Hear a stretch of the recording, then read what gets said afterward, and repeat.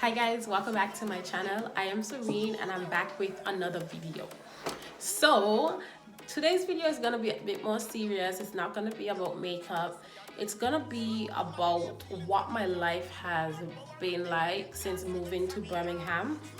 And it's about me being homeless and how I dealt with it, how I became homeless and stuff like that. So the reason why I've hesitated to do this for so long is, one, it is going to ruffle some feathers, and I was unsure about if I wanted to deal with the backlash of making a video like this, because this video will be directed at people that I considered to be very close to me, to people that I considered family, to people that I considered, you know, like important to me or to my life. And we're not necessarily in contact, but we kind of almost operate within the same circles. Depending on what events I go to, I do buck upon them sometimes, and it's not always, well, it hasn't been comfortable. I have seen them a few times since, and it hasn't been comfortable. No communication has happened. I kind of looked at them, they kind of looked at me, and the petition in me kind of just walked on by, just because I feel it's unnecessary to have a conversation. Like, I don't know what we would be talking about, because yeah, what would we be talking about, you know? So this video is going to be, I think, a part one, just because it's a very long story and I don't want the video to be too long. I want to post this up in at least 2 bite-sized chunks, just so that it's comfortable to watch and it's easy to watch and it's digestible and understandable. And I know a lot of people are gonna be surprised that this is what I dealt with, just because I didn't tell a lot of people. The people that knew were people that were close to me, or the people that I stayed by. I didn't tell anyone because it's embarrassing. I felt it to be embarrassing. I know some people was just like, you know, it happened, it's his life, but I was embarrassed because I've never had that type of instability in my life. I thought it was a very embarrassing situation to be in. I thought it was a very difficult situation to be in, and I don't think anyone fully understood. I don't think people fully understood how I felt during the situation. Everyone tried to understand, and I can't really blame them for not understanding how I felt, but mentally it messed me up for a bit, emotionally it messed me up for a bit. So we are going to begin talking about what led me into Birmingham. Story. My move to Birmingham was very shotgun. It was very quick. In February 2017, I should say, I was working as a teacher at a school. And one day, I'm not gonna lie, I had a really terrible day. A terrible day that had me contemplating going back home, looking at flights. I was just like, I'm done, I'm fed up. But I had goals for myself. I had ambitions. I had further goals beyond just having a bachelor's degree. So as a result, I researched some schools to do my master's degree in, and I got a master's in science in international business. And I went to the University of Birmingham. So when I got accepted, I was like, oh crap, this is actually real, and I don't have no money to go to school. So much less to pay for accommodation, upkeep, anything like that. So I was like, okay, looking into student finance, let's see how this is gonna work. I found out I can get student finance. Obviously, I got accepted to 4 or 5 schools. They were all Russell Group schools. So no matter what school I went to, I was going to a good school. In the UK, a Russell Group school is like an Ivy League school, equivalent to that in the US.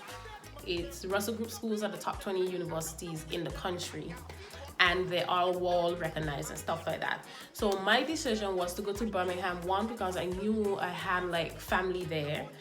My intention was never to go and live with them, but I just knew I had family there, so I was close. I would have been close to my sister, who was just about 50 minutes on the train away.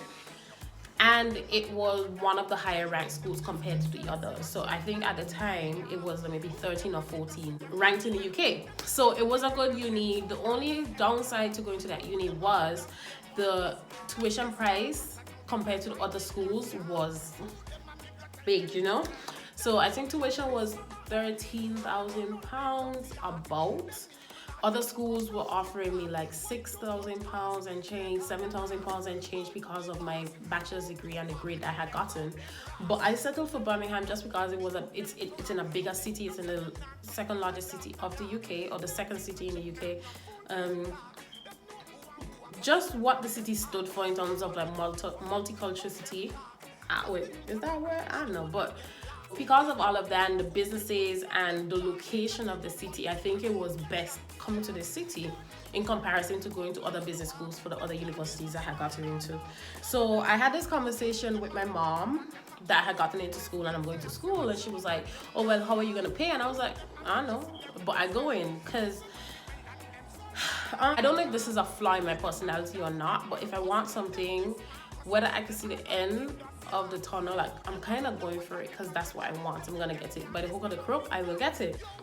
Did my research, applied for student finance, it was granted. Now I spoke to maybe my brother and I told him I was going to Birmingham to go to uni.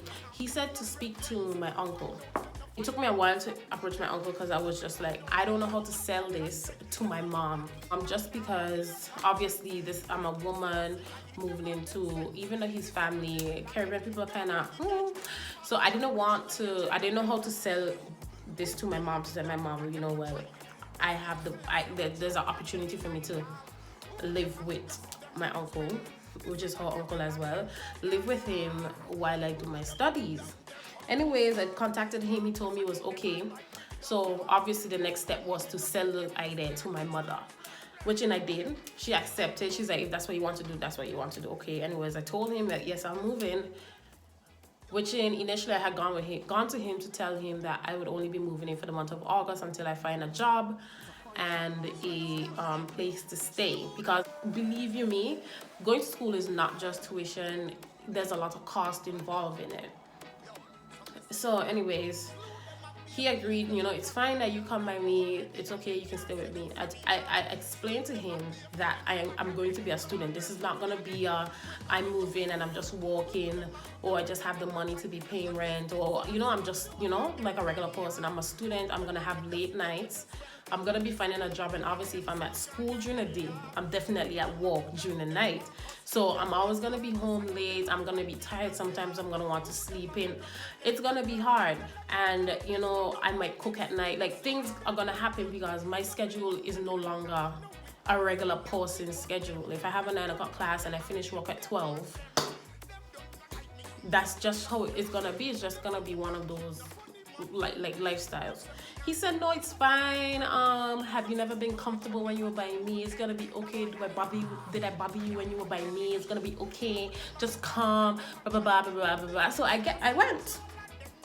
He said that I can come and just live with him. So before he could come off the phone, I said to him, like, how much do you want for rent? And I said, how much do you want for rent? Because I needed him to know that at the time, we didn't have an uncle and niece relationship. I met him when I was 21, which means I was an adult, he was an adult. The same time I met him is the same time my mom met him. So it wasn't like there was this fostered niece and uncle relationship. There was no closeness. I recognized him as my uncle. I'm assuming at the time he recognized me as his niece. And there was just that mutual respect, but it was never like if I had a problem, I'm running in his direction. I don't know what to tell you, I don't know how to tell you, because there was no like close-knit type relationship. So I decided to say, I asked him like, how much do you want for rent? And this was so that I could solidify my decision in moving to him. He said to me, oh, it doesn't matter, like just pay what you can, your family, I'm not gonna charge you, like why would I charge you? And so I was like, are you sure? Like, just tell me a figure. If you tell me a figure and I can't make it, then I'll let you know. But give me a figure, because I don't want you to feel like I'm just in your house doing whatever. He was like, no. And I know this conversation happened because I had this conversation while living in Stoke-on-Trent in my kitchen, sitting at a black glass table next to my sister with my phone on speaker. So this is a conversation that we had. Okay, he said no charge. I said okay. I don't formulate a number in my head just because I knew I would have to pay the rest of my tuition, which in the government only covered 10,000 of it. So I had another 13 to 14,000 to pay out of pocket. I had to live, I had to eat, I had to travel. So therefore I knew that I would, you know.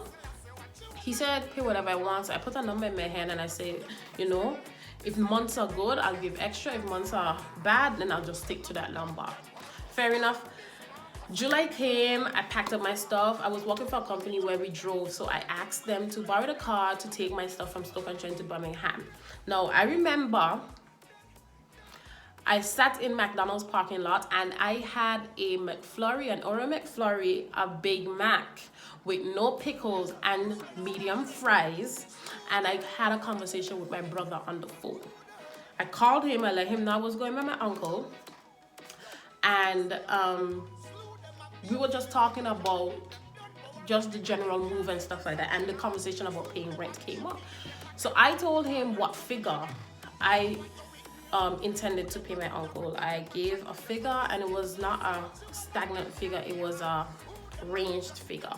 So I told him that I would pay this, and if the months are better than others, then I'll pay, like I'll give extra more. But if I'm not, you know, like if I don't have it, then I can't force it. He was just like, yes. I asked him if he think this was okay. I said, do you think this is an okay figure? Do you think he's gonna be all right with this amount?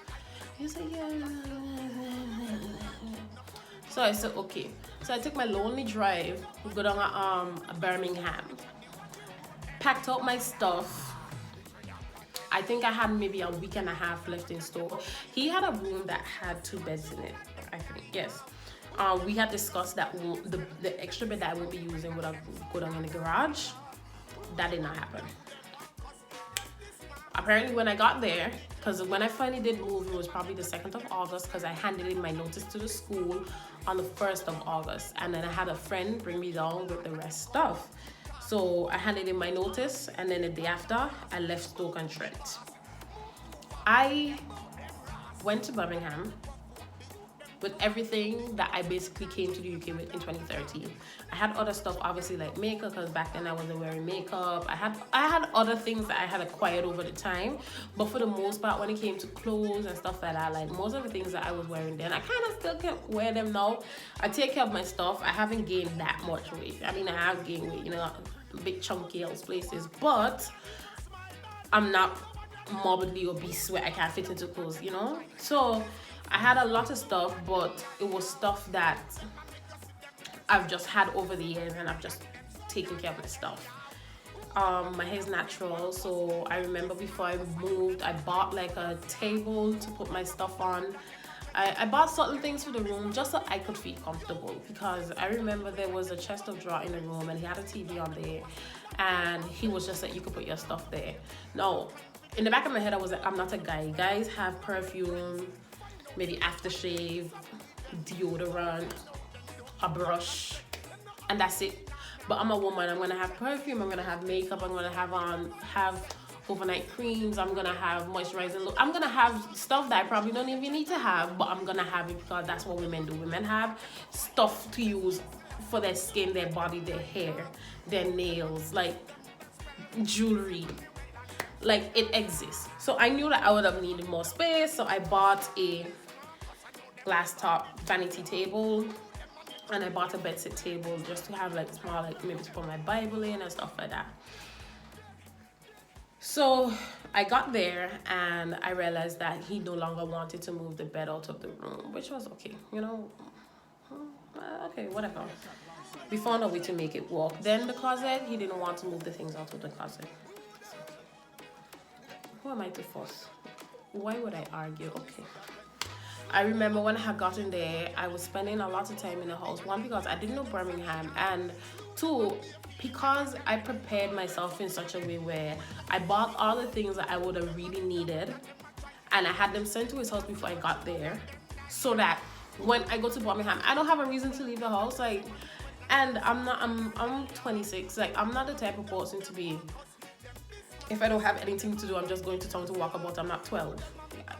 I don't have that type of time on my hands. Even if I did have the time, I'm not just going to town to walk. Like, how old am I? I'm not doing that. Like, I'm not doing that. So I'm just at home. So at the time, I'm spending that August, I'm just sad. I'm applying to jobs. I'm filling out applications. I'm doing aptitude tests. I'm going on interviews. And at the time, I had just gotten this piercing. So if you know, I think this is the triggers. If you have had this piercing, you know that when it's first pierced, it's swollen a bit and you cannot use earphones. So my notifications used to be on, and I had a guy friend that would call me. He used to call me every day because he was just like, you know, Serene, this is gonna go bad with you living with him. So sometimes if I'm doing stuff, if I'm cooking, if I'm applying to jobs, like the phone is just on speaker and I'm having a conversation, that became a problem. And I realized that he didn't like the fact that he could quote unquote hear my conversation. However, when he was on the phone, I didn't even know what he was talking about. So that was like, oh, red flag number one. And I was like, okay, whatever, you know. Then it became that my notifications on my phone was too loud. My phone should be on vibrate. I was like, okay, this is beginning to go south. Then it became that, oh, everything is a problem.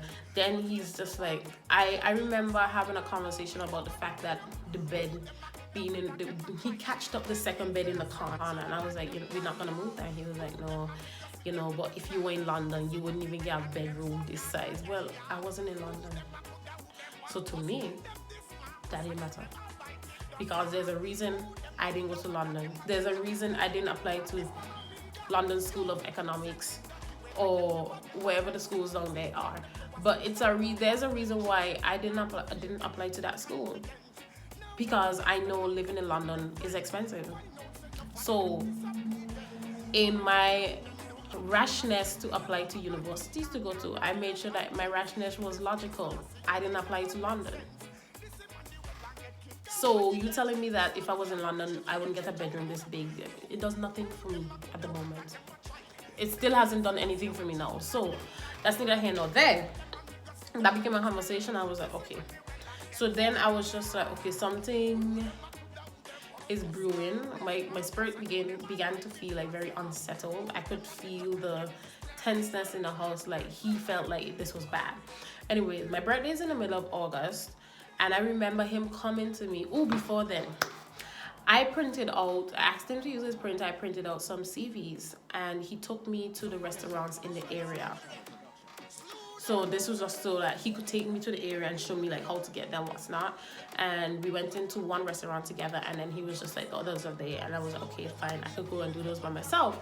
Now, that is where I ended up working part-time, which was good because the only traveling time I had was when I was coming from university on a Tuesday or Friday. But after work, at least it was just a 5 to 10 minute walk back home. So it wasn't too bad. It was very convenient. So I went there. I was giving out my CV. But while I was there, apparently he went into my room, and this information came via the person that he told. And then, you know, the information just kind of traveled. So I'm about to just talk right now. So he went into my room, went through my stuff, and told an individual in my family that he can see where I waste my money. Now, the key word in this is my money. Well, that's 2 words, but it's my money. One, the other issue that I had with this is the fact that you don't know when I got these things. You don't know how I got these things. You don't know how long I've had these things. So you shouldn't be worried about why I have these things. As well as when I am not there, going through my room or my things so you could go and talk about where you think you see me wasting my money. It's disrespectful. It is disrespectful. I lived in that house for a year. I don't even know what his bedroom looked like, because I had no reason to go in there. I had no concern to be in there. I don't need to see where your money going, because I ain't counting it. I ain't the tax people. I don't care. I don't work for HMRC. I do not care. It's your stuff. So I found it very interesting that this is what he did. Now, the reason why I was told about this was because he had told me he wanted to speak to me. I got home on the 17th, and we sat to speak. Now, he approached me in a uncle speak to niece type of relationship, like, oh, what do you want to do with your life? And you need to start thinking about marriage and and cooking and cleaning. But he was just saying, where do you see your life going? What career path? So I thinking like, oh, wow, this is what you want to talk to me about. Let's talk. So I'm like, oh, I want to do this. I want to go into this venture. I want to see what this industry does. And he was just like, oh, you need to focus on one thing. And I'm like, it's 2019. Oh, at the time it was 2017. I was like, it's 2017. No one focuses on one thing. Like, you need 2 incomes at least if you're a single person to be able to survive and survive comfortably. So when he was finished with that, I was just like, oh, so is this what you wanted to talk to me about? And I literally said, oh, I thought it was something bad. I didn't realize it was this. I spoke too soon, because as soon as I closed my mouth and the eerily silence happened, it was like, phone time. He was like, oh, so how much rent you thinking about giving to me? So I was like explaining to him that, you know, I would give this amount, and if the month is good, I'll probably give more, because obviously I would be paying my tuition in installments. There's other things that I need. And he looked like I took the wind out of him, like the wind that was beneath his wing disappeared. And I was like, oh, that's a little bit, like, in the back of my head, I was like, oh, okay. So he then responded to me and said, oh, he was thinking more along the lines of 400 pounds. Now, I know I am new to this country, well, relatively new. And I know that I might not fully understand what's going on, but what I did understand was this is his house. He's paying mortgage on it. And I'm sure monthly mortgage payments are about 400 or 500 pounds. So I am renting a room, and I said a room because he acted as if being in the living room was an issue. Like, being anywhere in the house was an issue. So I just locked myself in the room. If my door is closed, you probably wouldn't be able to hear my notifications that loud. So I stayed in my room, because all the time when I would be downstairs talking, he would come, oh, you're talking too loud. I'm talking to my mom. Oh, when you're talking to my room. Okay, so I stayed in my room. So I'm renting a room and I'm paying 400 pounds to a house that you act as if is inaccessible to me. Okay. So I told him, okay. And obviously the look on my face, and if you know me, I speak with my face. So the look on my face probably said, oh, wow, okay. And he had to be like, oh, do you think 400 is too much? I said, well, you know, my tuition is not covered. Like, it's not finished. Like, I have other things to do. And I don't know, 400 is it's a pull, it's a tug. And he had the heart to be like, oh, well, you know, like, you're gonna be working, and you know you have YouTube, and you know you have, and I had to literally be like, first of all, my YouTube channel is so young that I can't even begin to make money on it, one, and it's currently the same way because I have never been consistent with it. So that was one. And two, in the back of my head, I was like, oh, so did you just sit down and count all the incomes or possible incomes you think I might have, and then decided to take as much money as you think is possible from me? That's all that's going on in my head. But I was just like, okay, so are you finished? Because right now, conversation is not what I want to have. I think, like, it was unnecessary. Not unnecessary, because obviously if he feels that that's how much he wanted to have, okay, well, fair enough. But I just wanted to know how it came from, I got to pay nothing, to 400 pounds. For what? Obviously, and I know the argument is going to be, if I was on my own, living in somebody else's house, I probably would have to pay 400 pounds a month. But I'd have been paying 400 pounds a month to a house that is fully accessible to me. We push, and the rent came down to 290 pounds a month. On September 6th, 2017, Hurricane Irma hit the Caribbean. Now, he is from the Caribbean as well. I could count on 3 fingers the amount of time that man asked me how my mom and my sister were doing. And I was just baffled, because I had a friend that would call me and he was literally be like, oh, go and eat. or are you sleeping? Because he knew I was worrying, and if you know me, I do worry a lot, and I'm trying to calm down when it comes to that, but I worry a lot. And I like to know that the people that I care about, they're okay and things are going fine. So like, to know that I couldn't reach my mom for days, or you know, like, they just, whatever is happening to them, it messed with me. So like, I'm up, I'm not sleeping, you know. I would be on the phone with him and he would just tell me to eat. I'm like, yeah, I've eaten or what's not. That used to be our conversation. And there are times I used to call my brother. Oh, my brother used to call me and we'd just be on the phone, we'd be just talking and what's not. The man would come and knock on the door and tell us we're being loud. There was one time I was on the phone with my brother and my brother was just like, was that him? And I was like, yes. And he was like, okay, buddy, let's just come off the phone. And I was like, okay. Came off the phone, whatever. I know somebody might say, well, oh, maybe you were being loud, it's night. No, I was not being loud, because I was very conscious that it was night. And I was very conscious that it was night and I was on the phone because of how he used to act about the whole noise thing. So I was very conscious that I was on the phone. Like, I would have in my earphones and the little speaker pad would be so far down in my mouth, I'd be like mumbling my words out so that I try my best not to disturb him. Anyways, I finally get a job. I finally started to go to school, so that started to get better. Because he used to always be like, so why you don't leave the house? But why you want me to leave? If I leave the house, where am I going? And he would be like, to explore on what's in town. Because what's in town is what in every other town. Primark, Zara, New Look, Next, Forever 21, Debenhams, Selfridges. It's the same thing. And all the stores having the same thing. So what's in town to see? Nothing is in town to see. I started school and things started to balance out because I was never home. I would go to school, go to work in the evenings, get home at 11, 12 o'clock. I start again for a 9 o'clock start at uni or a 10 o'clock start at uni. But that was my schedule from Monday to Friday. Christmas came, we spent Christmas, my sister came over, we spent Christmas with his family, and that went okay. I had exams in January. Now, my exams were like literally one behind each other. I think we didn't have 5 exams, we had 4 exams.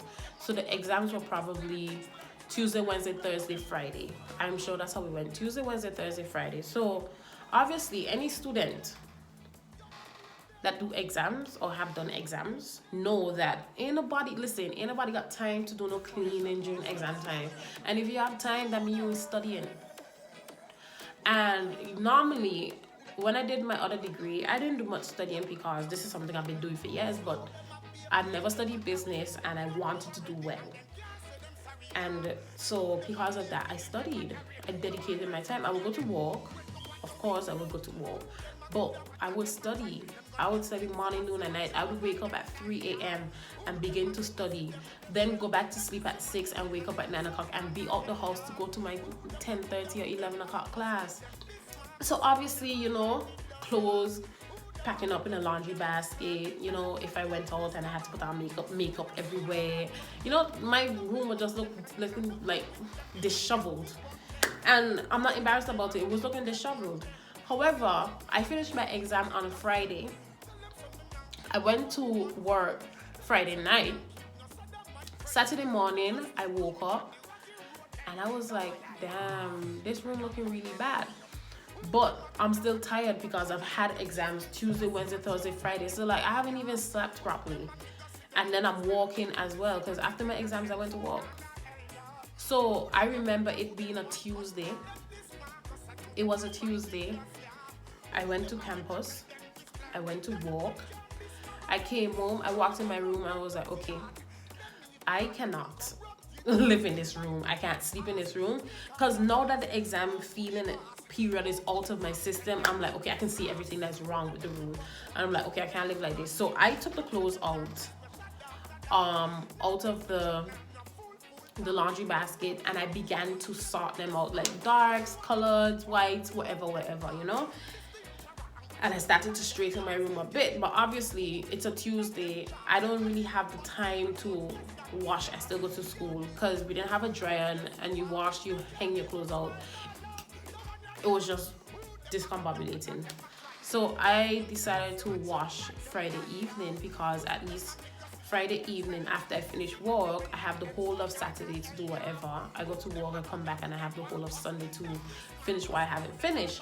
So my clothes are in piles in my room to wash. Anyways, apparently he invited someone to pray for the house, which then I don't even want to comment on that, because that's what it is. He invited someone to pray for the house, which, okay, let them pray.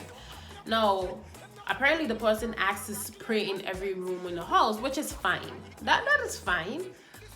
But the problem that I had with it was he didn't let me know that someone was going to the room to pray. So the Friday morning, I left home, and whenever I'm leaving, I said I'm going. I always tell him I'm leaving respectfully, even though sometimes he used to just look at me and grunt. So I let him know I'm going. I saw him, we spoke. Tell me why I get home at midnight. I do my first load of laundry. I make sure I close the kitchen door so that I shouldn't say no noise, but much noise ain't travel upstairs. I'm doing laundry. I'm trying to stay awake so that when the laundry's finished, I could actually hang it out, so like maybe overnight it could dry up a bit. So I'm trying to stay awake. I am tired. I went to school. I went and I did a 6-hour shift. Like I'm tired. I knock on my door and I'm looking at my phone like, listen, it's probably 1:15 in the morning. What he want? So he knocked on the door. I come out of the room. I stand up. I was like, yeah. He was just like, oh, he went into my room. So I looked back into the room, like, this room? And he was like, yes. I was like, okay. That's interesting. I don't know why you were going ahead, but it's interesting. Then he said that he had to bring his pastor to pray for the house, the house, and pastor asked to pray in every room. Then he decided to say, oh, well, the pastor went into the room and he saw something in the room. So now I looking around the room like, what a pastor see? I'm like, what a pastor see? Because in my head, I was like, I don't think there's anything for the pastor to see, for the pastor to feel any type of way. I said the pastor sees something, so he was like, oh, what's hang up in your room? And I'm like, I don't know.